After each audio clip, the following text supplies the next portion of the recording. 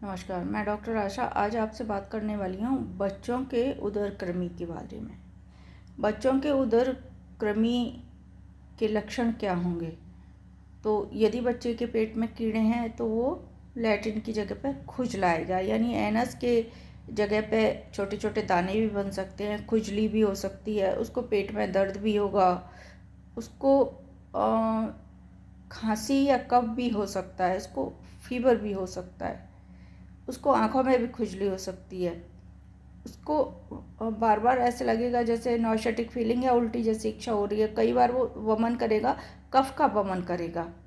ऐसी कंडीशन में क्या करना चाहिए? तो उसके लिए घरेलू उपचार क्या करें? यदि इस बात का कंफर्म हो जाए कि इसका कारण जो है वो कृमि ही है, तो इसके लिए एक जांच पहले ज़रूर करवा लें। वो स्टूल की जांच होती है, उसमें ओवासिस्ट स्टूल में आ जाते हैं, तो समझ लें कृमि उदर कृमि है इसके।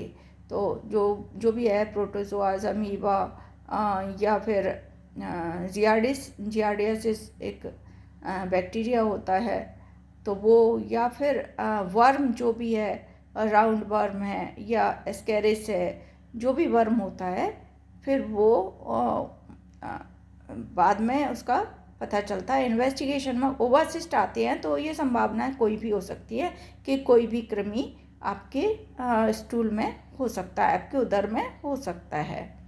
तो इसके लिए हम जो चिकित्सा है वो क्या दे सकते हैं बच्चे को क्या दे सकते हैं? तो सुबह ही सुबह घी में भी हींग भून के चुटकी भर की मात्रा में अर्ली इन द मॉर्निंग, यदि 3 से लेके और 6 साल तक का बच्चा है तो चुटकी भर हींग घी में भून के चुटकी भर उसमें सेंधा नमक मिला लो और सुबह सुबह चटा दो बच्चे को।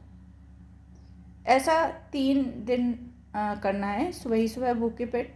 दूसरे नंबर उसके लिए कृमि मुदगर रस की टैबलेट, यदि वो 3 साल का बच्चा है तो एक टैबलेट दें 250 mg की।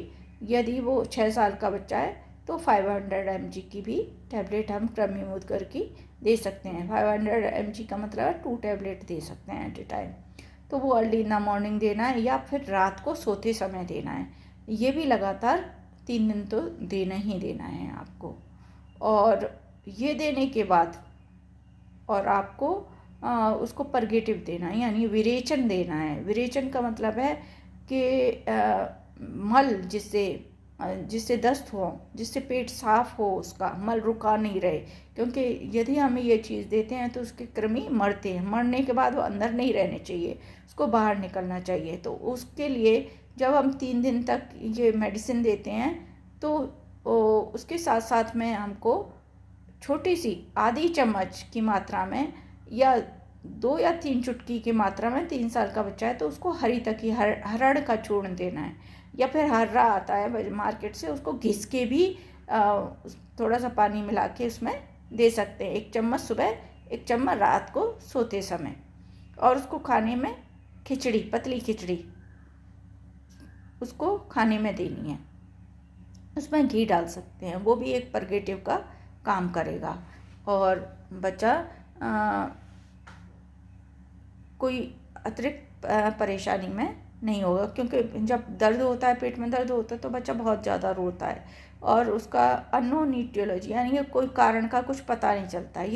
ये कारण तो सिर्फ डॉक्टर ही उसकी पेशेंट की हिस्ट्री से निकालता है। तो कम से कम घर में बैठे बैठे ये काम तो आप कर ही सकते हैं।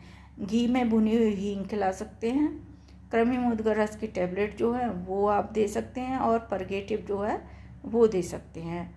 परगेटिव में यदि 6 साल का बच्चा है तो उसको अभिहारिष्ट भी दे सकते हैं। उसको एक टैबलेट हर्बोलेक्स की भी दे सकते हैं। हिमालय की हर्बोलेक्स जो टैबलेट आती है वो भी हरड़ की ही बनी हुई होती है, तो वो इजीली बच्चा ले भी सकता है, उसको पीस के भी दे सकते हैं। इस तरीके से हम उसके लक्षण और उसका समाधान हम अपने बच्चे को दे सकते हैं।